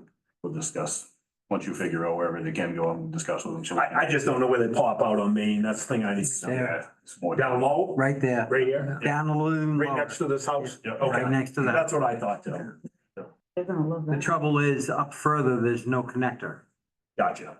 There's, across the street, there's no. Right, No. it dies off pretty quick. Our connector is right down there. Gonna have to go past that lady's house that's already ugly, let us say, so. It's been going past that house for 30 years. We did some calculations. I mean, we New. at the current mill rate, you're gonna have $250,000 in extra tax base there from this project, once it's fully done. Yeah, that's just taxes, not excise tax and registrations and sewer and water. And no school. No schools, right? 55 and older, God bless them. So That's all I could say. any other amenities planned for the residents? Oh, like I said, the community building there, and there'll be some more stuff we're gonna add in with the charging stations. Yeah, we're looking into the charging station. Of course, you know, the state's involved with that, Efficiency Maine, and they're pretty pumped up about doing that, you know. I think they said that they're working on, it could either do 4 or 5 poles, which has got 2 on each, you know, little charging stations, like a gas pump, 1 on each side. And we got the parking spots in the community center to do it. We'll just put them at the back end and then. And we'd let the residents there, of course, if they. Yeah, pull their van or yeah, whatever. because we're gonna give the HA over as soon as here. Yeah. You guys create it and get the president, vice president, treasurer. Bang. There's a couple different ways to do the charging stations. You can give them a break, you can let them have it all, they can get some money from it, put it back into the HOAs, it's however they wanna do it. But I mean, somebody's gonna pay for the electricity, it's. Yeah, yeah. So is this using up all the land pretty much that you Well, I own? mean, right up here, I mean, there's still a good strip here. We try, like I said, we tried to stay away from the wetlands. Yeah. I mean, we're gonna be paying they are gonna be paying $5.23 a square foot from what they pay to the Nature Conservatory. That's not the price we paid you already? No, we tried. So I know, Yeah, I got a question, Jim. I mean, I did see some kind of a compensation fee for the wetlands in the whatever I saw in here. I didn't see anything about stormwater, and you do mention your under drains, soil filters. Have you already run the numbers? Have you already done? I've already signed, Bill, I think you went to the bathroom when I mentioned. Yeah. We're just waiting for the high intensity soil survey to be complete, and then I can run the hard numbers, if you will. Yeah. I think we're gonna submit probably right at the end of November to DEP, Can I get a copy of that? without question. Yeah, okay. And the I'll town give you a will full need a block. copy as well. We're open, guys, whatever anybody wants. These things are gonna be big, just so you know, there's Yeah. 25 sections on that permit. That's I mean, Jim said to me today, he says this is one of the cleanest projects he's done in a while. It is, with water and sewer, you couldn't do this, I mean, out in the country like this, No. without water and sewer, because you'd have wells on top of one another, you'd have the septics, people would be having the wells dried up, people would be irate. So you really, this is tailor-made for this parcel. I just couldn't believe there was water and sewer there. So I'm actually the president of the Water Association. Okay. So that is why I'm here tonight. Okay. And I need to point out to you the letter. What I said, the adequate hydraulic analysis of the water system may be required as well to verify the association to provide the necessary water. So we need to talk to Dan. Dan Wells. Dan Wells. Correct. To get that clarified. Understood. Got it? Yeah. then I know they're, right. Right at the moment, the Winthrop Water District or whatever the hell you're calling them now are digging the hex out of the main street down here. That's the water. That's us. That's us. That you? Okay. Are the lines that go from where they are now north to 202 going to be adequate to handle the flow? I've had a conversation with Dan. He said that there could be an upgrade here or there, but on site, he needs a loop from us to get enough pressure to send it back through, if you will. We just couldn't go to one point. We had to loop around and come out. But other than that, he seems pretty optimistic about it. That they could handle the volume from I mean, I got a 65? capacity letter if you need it from Dan. I mean, that's not a big deal. They'd hate to see them come back through and have to dig the whole You road up again. don't wanna get in the street if you don't need to, that's, I mean, we have to make the connection. Write that down. Write that down. Would you say that the potential price range is on the, 450-ish, probably. Close to 1,600 square foot house, 600 square foot garage. They're gonna be very energy efficient. I own a spray foam insulation company, so they're gonna be insulated top notch. They're not gonna use a lot of energy. They're are they on slabs or a full basement? slabs, radiant heat. Half-acre lots? No, they're actually, 15,000 square feet. The ordinance allows us to go all the way down to 5,000, believe it or not, and we didn't realize till Isabel brought it to our attention. For 55 and older. That would be a conservation, and that was the conversation at the outset about they were with the number of units that they were hoping to get, and they didn't necessarily want to go down to that small of lot sizes. They were short some of the acreage that they would need for. We can't get the open space number to get high enough where we're showing like 3.9 acres. What was the size of the houses, the square foot of the houses, square footage of the houses? The living space is about 1,529, I think, or 1,530, and the garage is, What's the garage? and the 2,200 feet with the garage. Okay, But it's.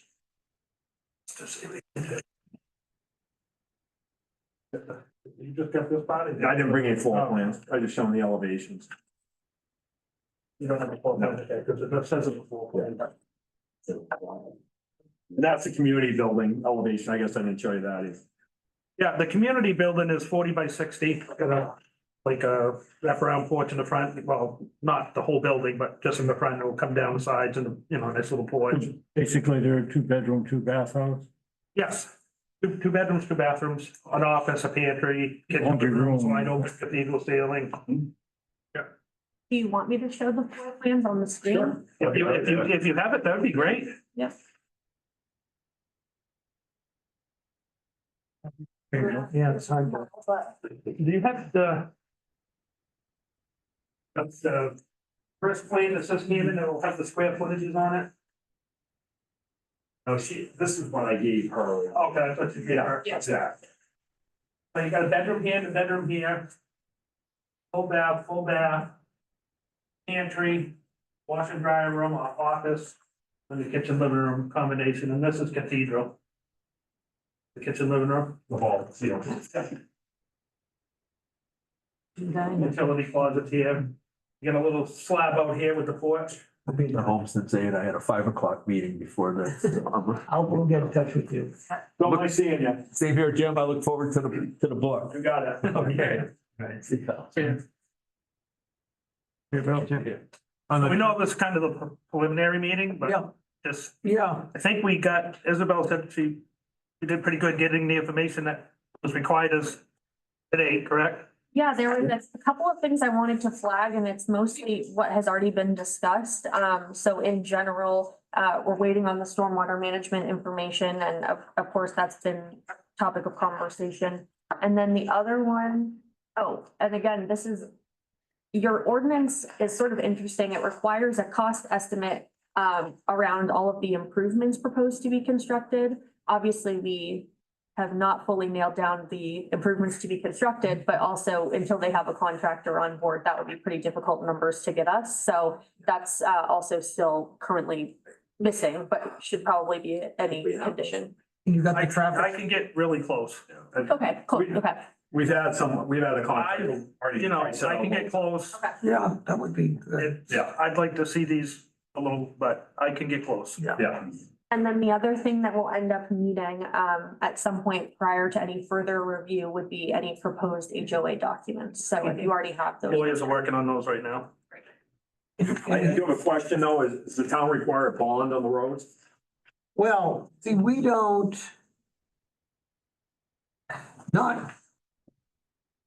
Well, that's a good question. So I can answer. The town's not taking them over. I don't think it requires a bond. That's what the lawyer, but I could be wrong. I just want to make sure we flush it out in case we need. I would just touch base with the director of Public Works, Tony? Tony. Okay. We have the traffic study. Yeah. Isabel, yeah. Yes, you should have received that at least in your electronic material. Like 70 pages. You Yeah, can't I'll- miss it. On that traffic study, did she venture any guess as to when prime travel time in and out of that area Well, will be? She looks at peak hours, and peak hours are 7 to 9 in the morning, 4 to 6 in the afternoon. Those Yeah. are considered the peak hours. That's the number she has to crunch according to the ITE manual, if you will. Yeah, but this is a 55+ project. So what you're saying though, the numbers that line up with the 7 to 9, if they're coming out at like 10, 11, they're not gonna impact this number whatsoever. That's what I'm asking you. Okay. Did she venture any comments? No, she did not. Okay. No. Are you gonna be able to, preserve any snowmobile trails? You got some beautiful trails through there now.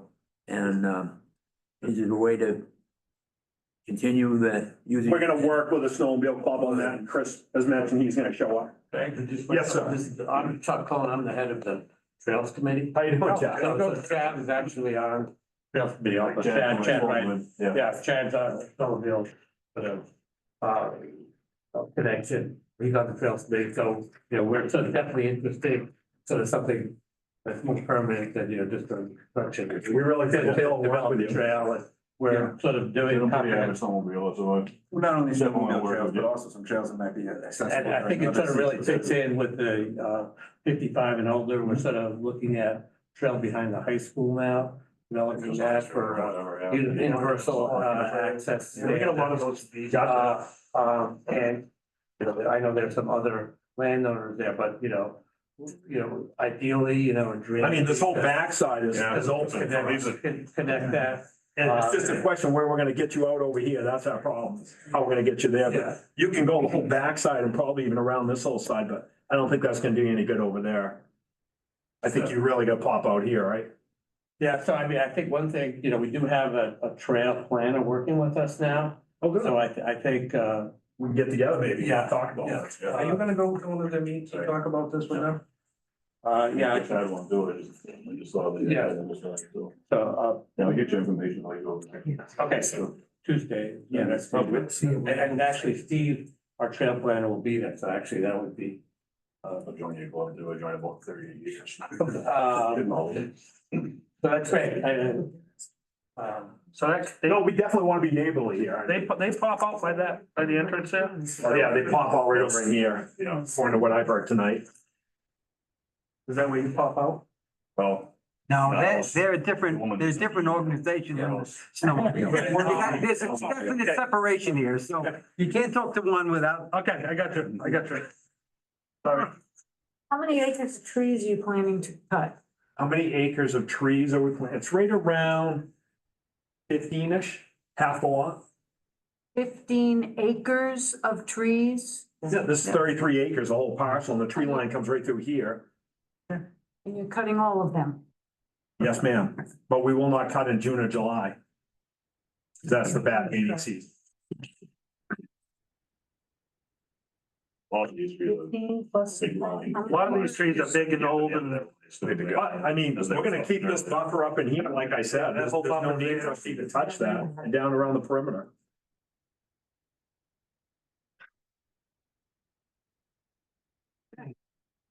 So I guess we have to have a motion as to this is a complete application except for What's missing? the stormwater, Site location site development. location. The stormwater's inside that permit as part of it, so if you just call it slaughter, you'll nail everything through. the- Okay. And then homeowners association.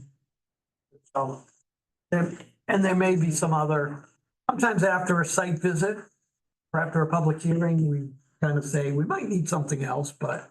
And as well, I did send you a financial letter tonight, actually, at the meeting, so Okay. you might want to look that over. So at least on a preliminary basis, except for those items, do we find this? Make a motion that it's essentially complete, minus those. Second. Okay. Any discussion, further discussion? All in favor of that motion? So we got to notify abutters. Site visit. Take a look at things, It's an open field. December 14th, would it be, the Saturday? It would be good to do it then before we get into kind of Christmas It's season all where it cut, gets. so it should be decent walk up there. Oh, it's very easy walking. Yeah, I just- drove my car right in here the other day. It was beautiful. Yeah. As I say, it's just whether we have a storm, probably at 10 o'clock on a Saturday like that, and then. You guys are busy, huh? It's only because you're extremely busy. Extremely I think. So we're not gonna discuss this. And I'll be there. Okay. He'll be there with you if you guys want him there. I just need to know the date if you're gonna, the date and the time, 10 o'clock, 14th. Yes, We're gonna meet right on site. we'll meet on site Okay. and The then. best we'll- place to park is on the south end, is where you're gonna get in. You can drive your vehicle right in there. Okay, yep. Now, you're scheduling a public And I'll talk to hearing Dave now about so that that. tomorrow. Okay, Thank you very much. notices. Yeah, we'll probably do that at the January meeting. You're gonna have everything. Are you gonna have, would you be ready for January, do you think, or is that? Definitely.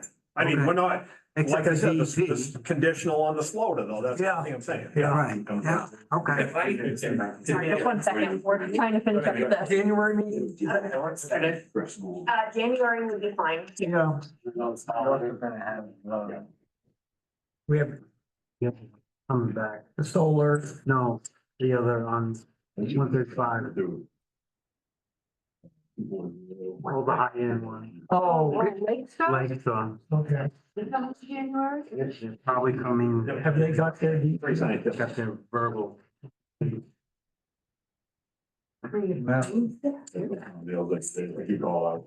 With no conditions. So January 9th, we're noticing at December 14th at 10 a.m. And we probably have a snow day, Sunday at 1. Snow day Sunday. Want me to ask that question? HOA doesn't matter. Gentlemen, I have a question. What's the difficulty of leaving some of the trees in that project? You know, like if I wanted a place, I'd like to have a couple of trees by my house in that project. What's the problem with me? Wouldn't want those trees. They're really old and they're tall Yeah. and they're not really good shape. If I was to, pretty much, I think it's already been harvested. If you- they're just all giant pines. But I mean, as far as construction, safety or cost, they create a problem. They can't take the construction, you know. In my opinion. Yeah, December 14th at 10 a.m. If they will, maybe we'll make Oh, would it. you? Thanks. What do you think would sit you? Thanks for everything. Fire. The whole thing is to get the two houses built, generate $1,000 on working capital, and then it's sell some of the money, some of the money there. So you'd like to start in the spring? As soon as we get, I know you got a lot. well, we got the permit out to do the model home, Yeah. or back up, so whatever you wanna call it. And then, Okay. get that going, and then people have a house to look at. and go down. Yes. So we've done, it's gonna be a pretty good project. Yeah. Listen, I can't find 20 buildings to build. Yeah. I can find Oh, okay. 4 Yeah. that I know of. Okay. My nephew's one of them. 2 different homes. Okay. And, you know, Bill may have mentioned to you, we've done some work on our comprehensive plan in Monmouth. Oh, before you go, I just have one other thing. There's a lot of, Yeah, we haven't adjourned yet. older people in big houses. No problem. In Monmouth. That one, It's sort of a good. My good friend, I'll walk over with you guys. is easy, okay? I'm the treasurer of the Beasley Sewer District. I don't know what that means, but anyway, so my friend did this in Beasley. He did ironically 63. But he did them as duplexes, so he's got really double that. Yeah. These things sold so fast, it was unbelievable, because people that were in these big houses that didn't want to be in big houses anymore, had, you know, basements and garages and attics full of memories, but it was time to downsize, and it was just, he said he couldn't build them fast enough. Didn't even use real. Well, there's lots of people now that are looking for a single level. First one floor, easy. Yeah, it is easy. That's kind of what we designed it for. Yeah. And if you look at the 55 communities in Maine right now, they're really hot, whether it's Taylor Park. I'm one of them. I don't like going up and downstairs either. They're going like hotcakes. Okay, we have one more item, It's so thanks for coming in. Thank you. Thank you, and I get on the treadmill, but I don't like going up and downstairs. There's a little bit of a difference. Okay, so I had suggested fee schedule updates as something to discuss. I think a more and pressing issue is with regard to your meeting packets. And I just want to make sure that we're all on the same page. So I don't know, before I got here, how much was sort of communicated about what my goal would be and what the goals of hiring me would be. But their intention is that I'm doing the memos and the findings, essentially what we've done this evening, and what I've been sending you over email. What I have found, just from getting some personal email or direct emails from you all, talking to Darcy, and I sort of have come to understand is. You want to turn that off? Oh, no, it's okay. No, It's still a public meeting. Okay, yep. So what I've come to understand from you all is that you all seem to have access issues with the electronic materials. No, I don't. That's an I don't have any understatement. issues. All but one have issues. So what I would like to sort of have a conversation about is, I think it's my expectation, and maybe I'm wrong on this expectation, so tell me, that you're reading all of the packet materials, my memos and findings specifically in advance of the meeting. At least that's my expectation, and that's how I'm sort of coming in to the meetings. So I'm wondering how long in advance do you really need materials to give you enough time to look over them in a thorough way? Me, if I don't get something at least a week in advance, it's not getting done. So, is like the sort of 6 or 7 days that I've been doing okay for you?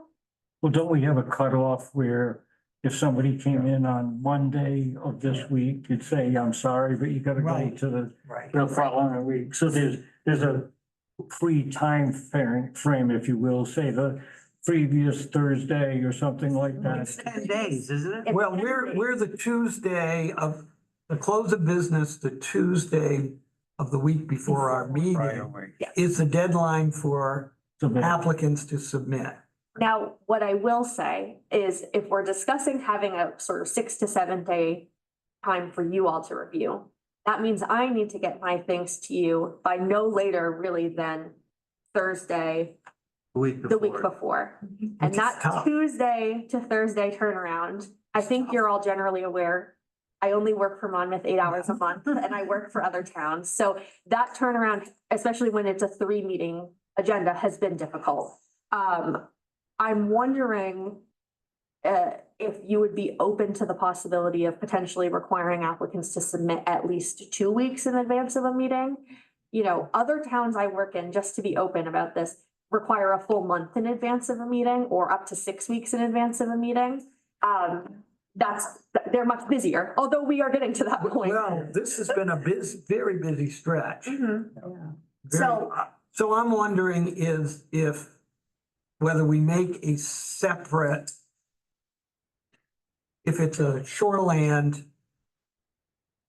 little shoreland, that's fine. Mhm. But if it's a subdivision or site review, it has to be longer.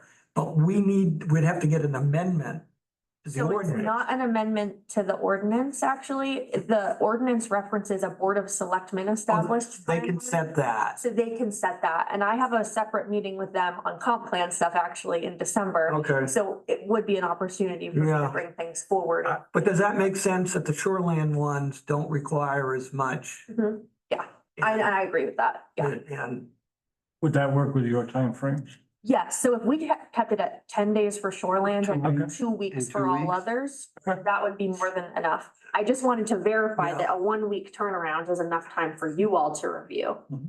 Okay, and then the secondary piece of this This is the big one. is related to the paper packets. So I need to, I would like to get sort of a standard operating procedure down around packets.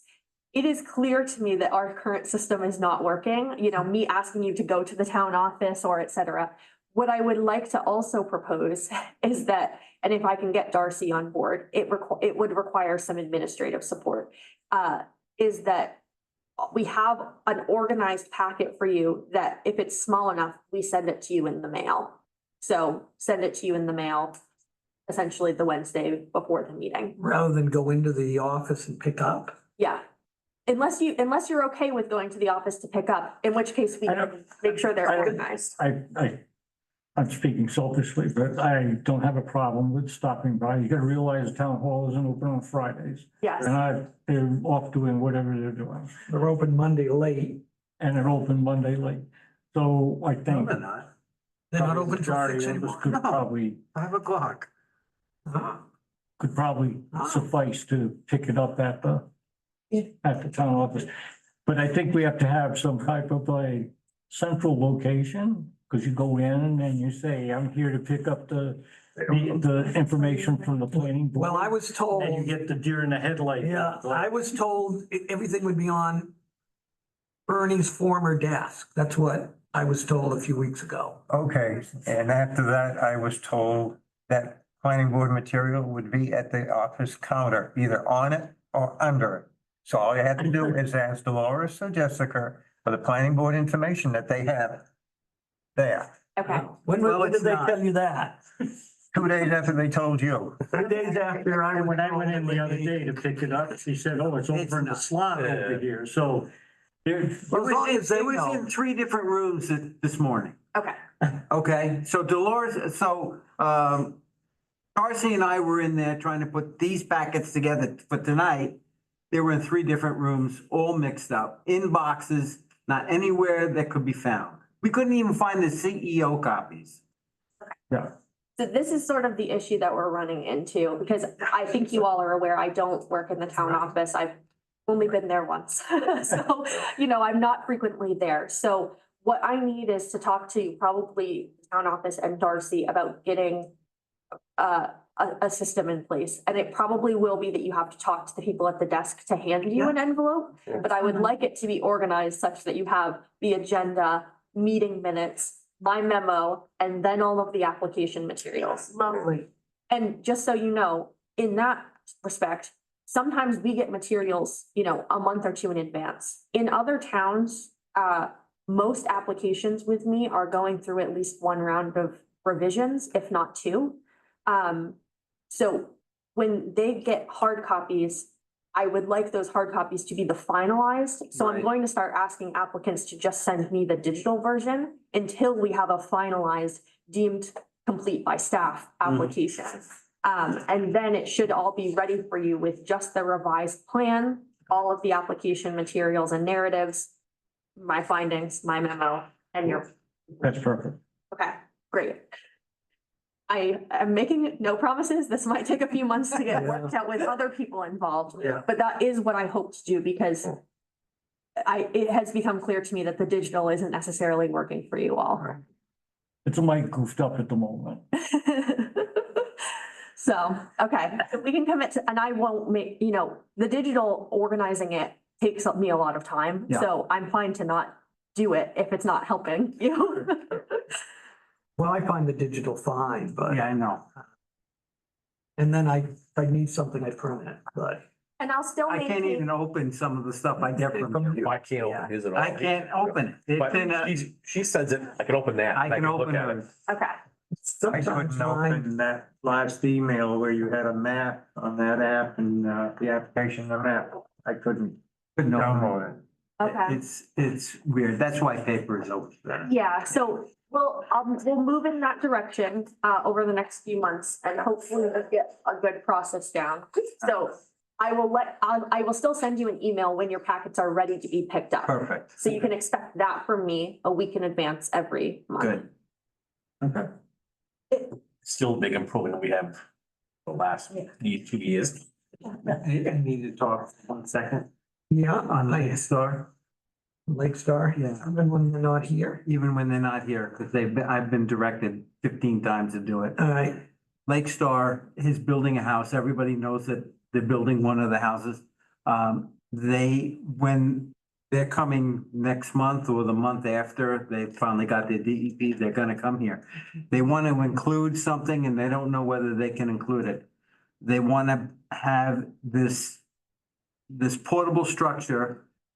It's a 4-bedroom structure, it's a basic Conex box size, 54 feet long. Conex size building is $24,000, has 4 bedrooms, 2 bathrooms, and a kitchenette for the workers.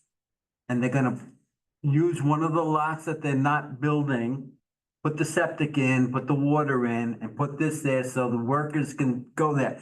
The workers don't live in the United States, they're all coming from Ukraine. So they don't have a place to stay when they come here. Is that gonna be permanent? No, they're Well, once gonna they're move done- this, and then they'll sell it. Once the last house is built, they'll sell it, you know, and move it off-site. It's portable. No foundation. It just sits on the ground. It's, I have a customer over in Winthrop who, the couple, her father is getting to the point where he can't stay in the house Yeah. that he's in. They have like 8 acres of land. They want to put a slab over there and they're thinking of getting like something from like Hillside Yeah. and that. This is Amazon. They want to put it on there, but if something transpires where he's no longer with us, Gone. they want to make it go away. So I don't know. I told them they couldn't put it in there because it would constitute a structure right now, and without a plan approval, they're at the max that they can put on this property, Right. right? So at some point though, when they get this approved, the first thing they want to move in is this. They built this house that, I don't know if you've seen it. The house is built. They built it in 3 days. They framed the whole freaking thing, 3 levels Who's in this? 3 days on Birchwood. Oh, It's not going up. Yeah, because. 3 days. 3 days. Contractors are gone. They're wiring and insulating. David, does that unit have wheels under it? No, it's on, it looks like it's on 2, 4, 6, 8 legs. So it's up off the ground. It Don't gets put wheels delivered under with a flatbed, you know, and they just roll it off like a roll-off. So we have a definition in our ordinance of a temporary structure. Okay. There's no like Yeah, what I told the standard that customers goes with over- that around like, this is allowed in Anything these with wheels? situations, but it's not technically Put it in. considered a structure on a structure top? under that definition. Put it around it. Well, when it's hooked up to a septic and water, It is. I think it is. Have to do. It just says not attached to any permanent substructure. It would be when it's If it's connected to the septic. Yeah. It's gotta be connected. It doesn't have a holding tank. It doesn't have any of that stuff, so it's not a mobile. Probably they should tell us where they want to put it when they come in. Okay. And we can discuss it, I think. Okay. That sounds reasonable. Yeah. You know.